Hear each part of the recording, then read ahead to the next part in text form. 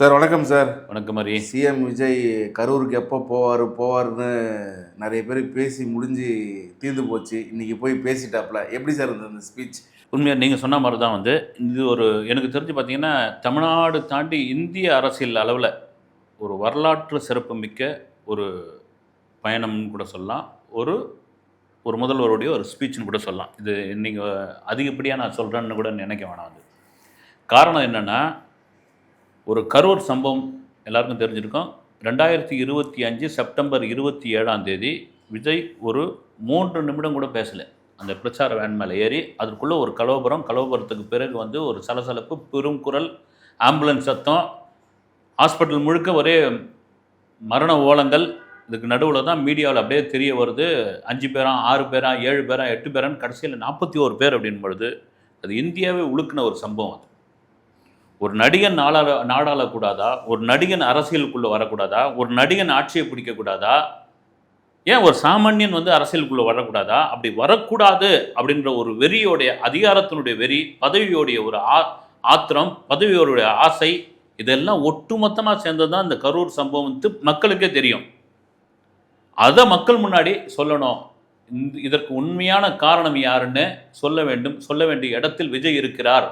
அப்படிங்கும்போது நீங்கள் சொல்கிற மாதிரி தான், கரூர் வரலையா? கரூர் வரதுக்கு உங்களுக்கு தில் இல்லையா? கரூர் மக்களை நீங்கள் போய் பார்க்க மாட்டீங்களா? அப்படின்ற ஒரு விமர்சனம் வச்சுட்டு இருந்தாங்க. வந்தாச்சு இன்றைக்கி கரூருக்கு. ஒரு என்ன சொல்கிறது, ஒரு அதிரடியான ஒரு ஸ்பீச்சை சிஎம் விஜய் கொடுத்துருந்தாரு.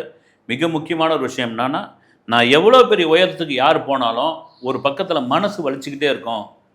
ஒரு பக்கத்தில் ஒரு சின்ன ஒரு வலி இருந்துக்கிட்டே இருக்கும். நீங்கள் எவ்வளோ பெரிய ஆளாக இருந்தாலும் சரி பாருங்கள், நீங்கள் அவங்களுக்குள்ள ஒரு சின்ன காயம் இருந்துக்கிட்டே இருக்கும் உள்ளுக்குள்ளே.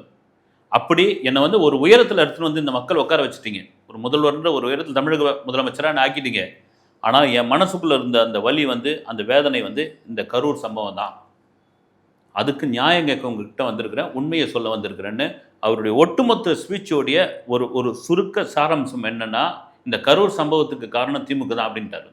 திமுக தான் என்ன என் அரசியல் வாழ்க்கையை ஒழிக்கணும், என்ன ஒழிக்கணும்னு முடிவு பண்ணி இந்த 41 பேருக்கான பலிக்கான காரணம் அவங்க தான் அப்படின்ற ஒரு பட்டவர்த்தமான ஒரு பேச்சாக ஒருத்தர் அங்கே பேசிட்டார். சார், இன்னொரு விஷயத்தையும் ரொம்ப ஸ்ட்ராங்காக பேசினார். என்ன கரூர் வரக்கூடாதுன்னு சொல்கிறதுக்கு நீங்கள் யார்? என்னை ஓட்டு போட்டு மக்கள் முதலமைச்சரை தேர்ந்தெடுத்துரு, நீங்கள் யார் என்னை வரக்கூடாதுன்னு சொல்கிறது அப்படின்னு சொல்லியிருக்காரு. இன்னும் கனவுலேயே இருக்கிறீங்களா? ஆட்சி மாறி போச்சு அப்படின்னு. இந்த ஸ்பீச் எப்படி சார்? இல்லை, இது எவ்வளோ பெரிய ஒரு அசிங்கம் பார்த்தீங்களா? எப்படியாப்பட்ட இது ஒரு சின்ன யாராவது ஒருத்தர் கேட்டால் கூட இதெல்லாம் உண்மையிலே கேலி பண்ணுவாங்க. அதை தான் சொல்கிறார் அவர். இன்னும் நீங்கள் கனவுலையாக இருக்கிறீங்களா அப்படின்னு. நீங்கள் கரூர் போங்க, கரூர் போலியான்னு சொன்னவங்க இப்போ கரூர் போகிறேன்னொடனே பதறிச்சு போய் அடித்து போய் உச்சநீதிமன்றத்தில் ஒரு மனு கொடுக்குறீங்க. அந்த மனுவை படித்து பார்த்தா அந்த நீதிபதி உங்கள் தலையில் குட்டு அதான் சொன்னார், குட்டுன்னு குட்டுறாரு. ஏங்க, இவ்வளோ பாரம்பரியமான ஒரு கட்சி நீங்கள், உங்களுடைய அதாவது லீகல் விங்கு அவ்வளோ ஸ்ட்ராங்கான ஒரு லீகல் விங்கு கொண்ட நீங்கள் இப்படி ஒரு மனுவை தாக்கல் பண்ணலாமா? அந்த கரூர் மக்களை போய் ஒரு முதலமைச்சர் சந்திக்கிறதுல உங்களுக்கு என்னங்க பிரச்சனை? நலத்திட்ட உதவி கொடுக்கக்கூடாதுன்னா நலத்திட்ட உதவி, பாதிக்கப்பட்டவங்க நலத்திட்ட உதவி கொடுக்கறதுல உங்களுக்கு என்ன? இந்த அரசாணை கொடுக்கறதுல உங்களுக்கு எங்கேருந்து இந்த பிரச்சனை வருது அப்படின்னு. அதை தான் விஜய் சொல்லியிருக்காரு. உங்களுக்கு அசிங்கமாக இல்லையா? இவ்வளோ அசிங்கப்பட்டீங்களே அப்படின்னு. மனுவை தள்ளுபடி பண்ணட்டுமா, வாபஸ் வாங்கிக்கிறீங்களா ரேஞ்சுக்கு போயாச்சு. அப்போ அந்த கரூர் சம்பவத்துக்குள் என்ன உண்மை இருக்கிறதுன்றதை அவரே அவருடைய வாயால் சொல்லியாச்சு.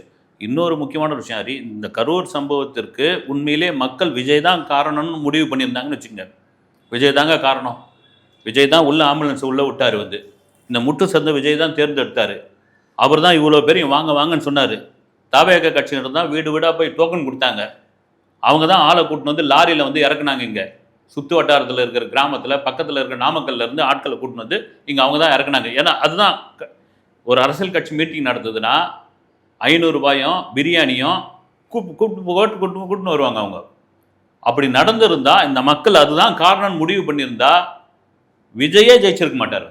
தாவேக்கா ஒரு சீட்டு கூட ஜெயிச்சிருக்காரு. அது அந்த விஷயம் தமிழகம் முழுக்க தாவேக்காவுக்கு எதிரான ஒரு எதிரொலியாக மாறி இருக்கும். அது இல்லை சாமி, இது வேற ஒரு விஷயம்.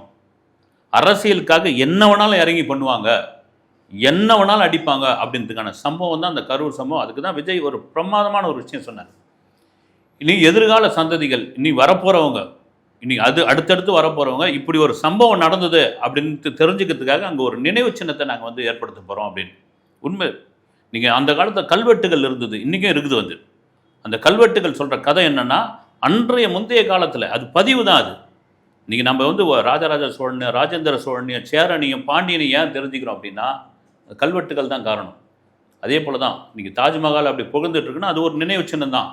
அப்படி இந்த கரூரில் ஒரு அசிங்கமான ஒரு அரசியல் சம்பவம் நடந்தது, அந்த அரசியல் சம்பவத்திற்காக 41 பேர் உயிர் பலி வாங்கப்பட்டுள்ளது அப்படின்னு தான் நாங்கள் வந்து ஒரு நினைவு சின்னமாக இங்கே வைக்க போகிறோம் அப்படின்னு.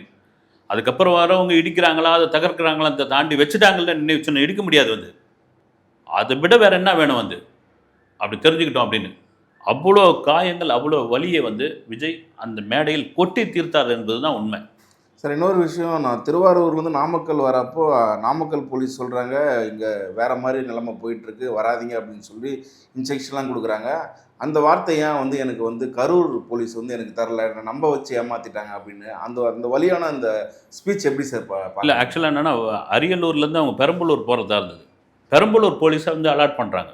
நீங்கள் திருச்சியை முடிச்சுட்டு அரியலூர் போகிற, அரியலூர்லேயே டைம் ஆகிப்போச்சு. திருச்சியிலே அவங்க எதிர்பார்க்கல இவ்வளோ பெரிய கூட்டம் வரும் அப்படின்னு.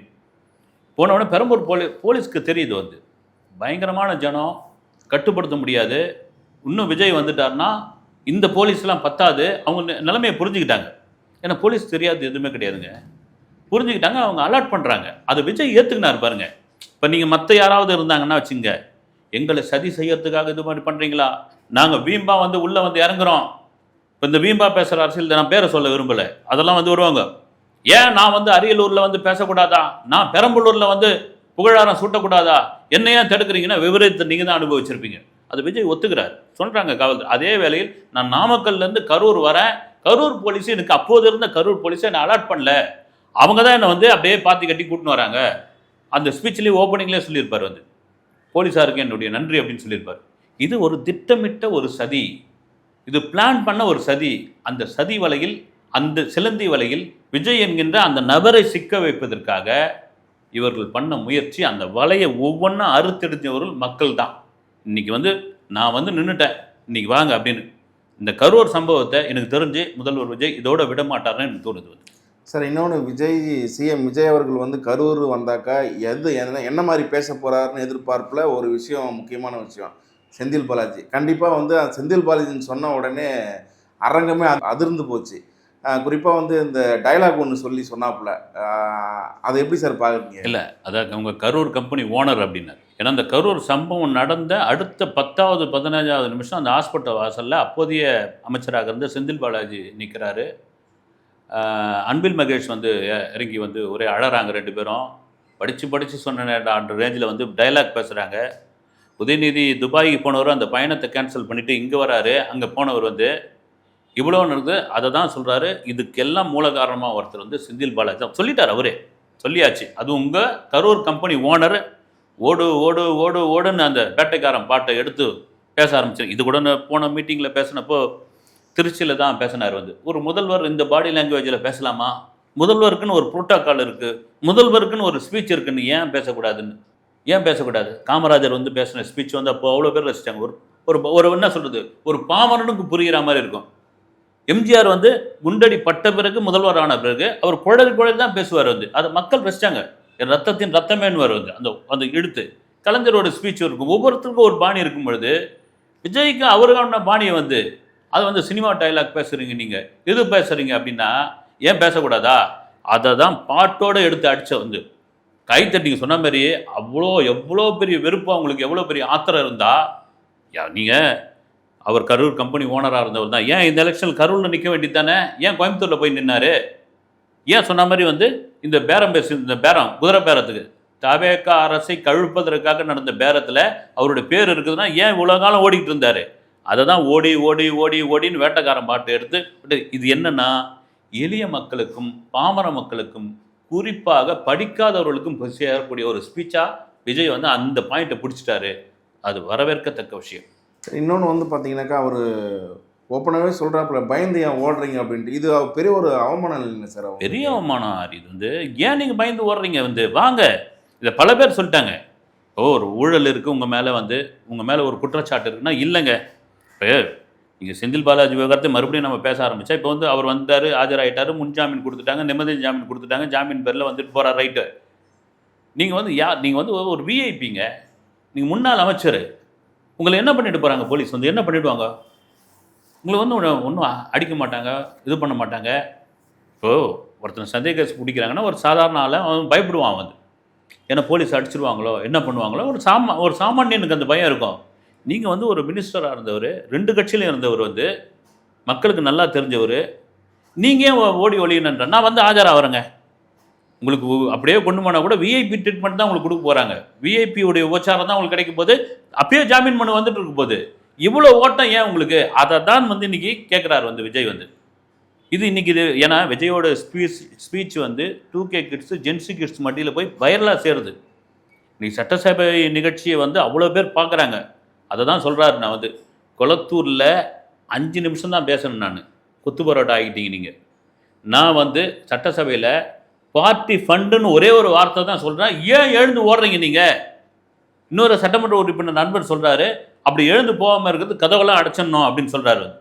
இன்றைக்கி சட்டமன்ற கூட்டத்தை எப்படி ஒரு கிரிக்கெட் மேட்ச் பார்க்குற மாதிரி, ஒரு கால்பந்து மேட்ச் பார்க்குற மாதிரி அவ்வளோ பேர் அவ்வளோ கோடிக்கணக்கான பேர் பார்க்க ஆரம்பிச்சிட்டாங்க. வந்து அவங்களுக்கு அரசியல் தெரிய ஆரம்பிச்சிருச்சு.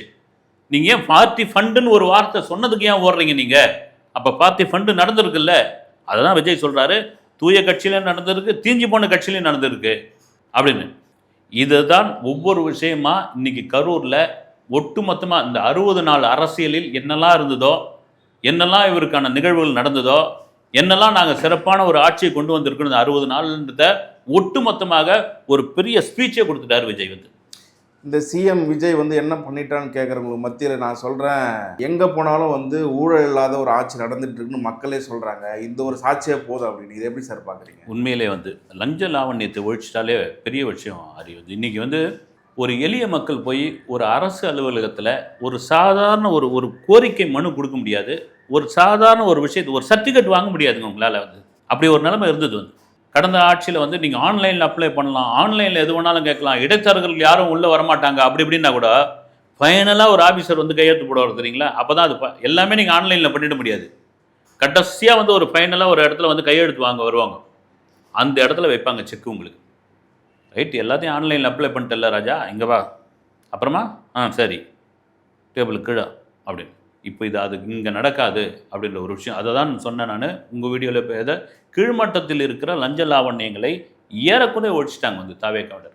இது அப்படியே சிறப்பாக கொண்டு போனாங்கன்னு வச்சுங்க, இது எளிய மக்களுக்கான ஒரு ஆட்சியாக மக்கள் கொண்டாடுவாங்க. நான் பேசின வீடியோவில் கூட 4-5 சகோதரர்கள் 2-3 சகோதரிகள்லாம் கூட போட்டிருந்தாங்க, ரேஷனில் தரமான அரிசி கொடுக்குறாங்க, ரேஷன் பொருளை இப்போ தரமாக இருக்குதுங்க அப்படின்ற அளவுக்கு கொண்டு வந்துட்டாங்க. ஏன்னா நீங்கள் அந்த பயத்துக்கு தான் இவங்களை மேலும் ஆட்சி அமைக்க விட்டுறக்கூடாது. 60 நாள் தானே ஆகுது, அதனால தான் இந்த ஆட்சியை கவுக்கணும்னு. ஒரு 6 மாதம் இவங்க 6 மாதம் வேணாம், 1 வருஷம் இவங்க வந்துட்டாங்கன்னு வச்சுங்க, ஒரு மக்கள் மத்தியில் அசைக்க முடியாத ஒரு கட்சியாக வந்துடுச்சுன்னா அடுத்தடுத்து நம்ம அரசியல் பண்ண முடியாது, அடுத்தடுத்து நம்ம ஆட்சிக்கு வர முடியாது. ஆனால் தான் அவங்களால பொறுக்க முடியல. அந்த பொறுக்க முடியாத கோபத்துடைய வெளிப்பாடு தான் விஜய் உட்கார்ந்து இருக்கிற அந்த சிஎம் நாற்காலியுடைய ஏதாவது ஒரு 2 காலை பிடிங்க ஆகணுன்ட்டு அவங்க இதில் வந்து கங்கணம் கட்டிகிட்டு இருந்தாங்க. அது எல்லாத்தையும் தூள்தூளாக உடைச்சிட்டாரு சிஎம் விஜய். சிஎம் விஜய் மேடையில் சொல்கிறாப்புல, இனிமேல் யாருன்னா உங்களை லஞ்சம் யாருன்னா கேட்டேன்னா கொடுக்க முடியாது, போங்கடான்னு சொல்லுங்கள், இந்த விஜய் நான் இருக்குன்னு சொல்லுங்கள் அப்படின்னு. இந்த பவர்ஃபுல்லான ஸ்பீச் எப்படி சார் பார்க்குறீங்க? இல்லை, அது ஒரு வாய்மொழியாக வந்து நீங்கள் கொடுக்க முடியாது போங்கடான்னு சொல்லிட்டாலும் வந்து இதற்கு நாங்கள் வந்து ஒரு தனி ஆணையம் இது பண்ணுறோம், இதுக்கு தனியாக ஒரு குழு நியமிக்கிறோம், இது தனியாக ஒரு அதிகாரிகள் இல்லைன்னா போலீஸ்லேயே வந்து நீங்கள் வந்து இது தனி ஒரு பிரிவு ஏற்கனவே லஞ்ச ஒழிப்புத்துறைன்னு இருக்குது வந்து ஒரு அதில் போய் சாமானியர்கள் கொடுக்க முடியாதுல்ல, பயப்படுவாங்கல்ல.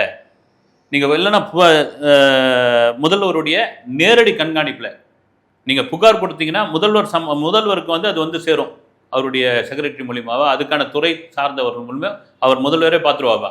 ஏங்க ஒரு காரில் போய்கிட்டு இருக்காரு, ஒரு ரீல்ஸ், இப்போ நீங்கள் வந்து ரீல்ஸ் ஆட்சி அதை தான் சொல்கிறார், இது ரீல்ஸ் ஆட்சி இல்லை ரியல் ஆட்சின்னு. காரில் போயிட்டு இருக்காரு, அது பார்க்குறாரு நீங்கள் சோஷியல் மீடியாவில். ஒரு அம்மா சொல்லுது, எக்மோர் ஆஸ்பத்திரி தாய் சேய் நல மருத்துவமனை சென்னையில் வார்டே சுத்தம் இல்லைங்க, எதுக்கத்தாலும் காசு கேட்குறாங்க, ஒழுங்காக சாப்பாடு போட மாட்டேன்றாங்க, உரிய மருந்து கொடுக்க மாட்டேன்றாங்க, சிஎம் சார் கொஞ்சம் நடவடிக்கை எடுக்கன்றாரு, வண்டியை திருப்புன்றார். இதுதாங்க ஆக்ஷன், இதுதான் முதல்வருக்கானது, இதுதான் திருப்பு வண்டி என்றார். ஏன்னா இதுக்கு வந்து முதல்வர் போகிறாருன்னா புரோட்டோக்கால் வேணும், அந்த இடத்துல எல்லாத்தையும் சரி பண்ண, அதெல்லாம் ஒன்றும் கிடையாது. நான் போகிறேன் நான். ஏன்னா ஒரு ஆய்வு பண்ணுறதுக்கு ஒரு வாரத்துக்கு முன்னாடியே சொல்லி வச்சுட்டு அவங்க ரெடி பண்ணி வச்சு பெயிண்ட் அடித்து சுத்தம் பண்ணி இது ப்ளீச்சிங் பவுடர் அடித்து எல்லாம் கரெக்டாக இருக்குது பாருங்கள். கலர் பேப்பர் ஒட்டி வாங்க, எப்படி நல்லா அருமையாக இருக்குது பாருங்கள். இந்த மருத்துவமனையை இவ்வளோ மருந்து இருக்குது பாருங்கள், இந்த பெட்டெல்லாம் புதுசாக இருக்குது பாருங்கள், எல்லாரும் வந்து எல்லாரும் நல்லா கவனிச்சுக்கிறாங்க, இதெல்லாம் கிடையாது. ஒரு ஸ்பாட்டில் அப்போ தான் தெரியும். மருத்துவமனை போனவொடனே நிலைமையை பார்த்து டென்ஷன் ஆகியிருக்காரு விஜய். பிடிச்சி வந்து கேள்வி மேலே கேள்வி கேட்டிருக்காரு. இது ஒவ்வொரு துறையிலையும் நேரடியாக சிஎம்ஏ போக முடியாது. துறை சார்ந்த அமைச்சர்கள், துறை சார்ந்த அதிகாரிகளுக்கு ஒரு உத்தரவு விஜய் போடுவார்னு நான் நம்புகிறேன். இந்த கரூரில் பேசின ஸ்பீச்சு இடைத்தேர்தலுக்கான தேர்தல் பிரச்சாரமாக எடுத்துக்கலாமா சார்? இல்லை அப்படின்னு இப்போ எதிர்கட்சிகள் விமர்சனம் பண்ணுவாங்க. இருக்கட்டும், என்ன இதில் இருக்குது. நீங்கள் இது கரூருக்கு மட்டும் கிடையாது, இப்போ 6 தொகுதிக்கும் தான் இடைத்தேர்தல் வரப்போகுது. 6-7 தொகுதிக்கும் இருக்கட்டுமே. இடைத்தேர்தல் எப்பவுமே ஆளுங்கட்சி தான் இடைத்தேர்தல் ஜெயிப்பாங்கன்னு ஒரு விஷயம் இருக்குது. இப்போ நீங்கள் ஜெயிக்க, அதை தான் விஜய் சொன்னார் வந்து, நாங்கள் லஞ்ச லாவண்யம், ஓட்டுக்கு பணம் கொடுக்கல, ஜாதி மதம் பார்க்கல, உண்மையிலே அதுதான் நடந்தது. அப்படின் போது இடைத்தேர்தல் ரொம்ப ஈஸியாக அடிச்சுட்டு வந்துடும். இப்போ கடந்த 2 நாளைக்கு முன்னாடி வைகோ ஒரு ப்ரெஸ் மீட்டில் சொன்னார், இந்த ஆட்சி நீங்கள், அதாவது தாவேக்கா ஆட்சி நீங்கள் கவிழ்த்துட்டீங்க, மறுபடியும் எலெக்ஷன் வந்ததுன்னா எழுதி வச்சுங்க 200 சீட் அடிப்பாங்கன்ட்டார் அவர். அப்படி வந்து ஒரு மக்கள் செல்வாக்கு. மறுபடியும் நீங்கள் வந்து என்னென்னா, அந்த நீங்கள் எப்பவுமே வந்து ஒரு ஆளை விட்டு பார்க்கணும். அது ஒரு ஆட்சியை வந்து நான் எதிர்கட்சிக்கு சொல்கிறேன், அதிமுக இருக்கட்டும், திமுக கூட இருக்கட்டும், நீங்கள் ஆளை வச்சு அவங்க என்ன தான் பார்க்குறாங்க, என்ன தான் பண்ணுறாங்கன்னு பொறுமையாக இருக்கணும். அதுக்குள்ளேயே உங்களுக்கு பதிக்குது. 10 நாள்லேயே பதிக்குது, 20 நாளில் வந்து கை உதறுது, 30 நாளில் குற்றச்சாட்டு ஏதாவது வைக்கலாமான்னு தோணுது. அப்படி இருக்கும் பொழுது அது அவங்களுக்கு தான் ஃபேவராக மாறும் என்பது தெரியலையா, இல்லை தெரிஞ்சே அதை பண்ணுறாங்களான்னு தெரியல. வந்து இதையெல்லாம் மீறி உண்மையிலே விஜய், இந்த சிஎம் விஜய் இந்த ஆட்சி இதே போக்கில் இதே நேர்கோட்டில் கொண்டு போனால் மிகச்சிறந்த ஆட்சியாக மக்கள் கொண்டாடுவார்கள் என்பது மாற்று கருத்து இல்லவே இல்லை. கருத்துக்கள் ரொம்ப நன்றி சார். வணக்கம்.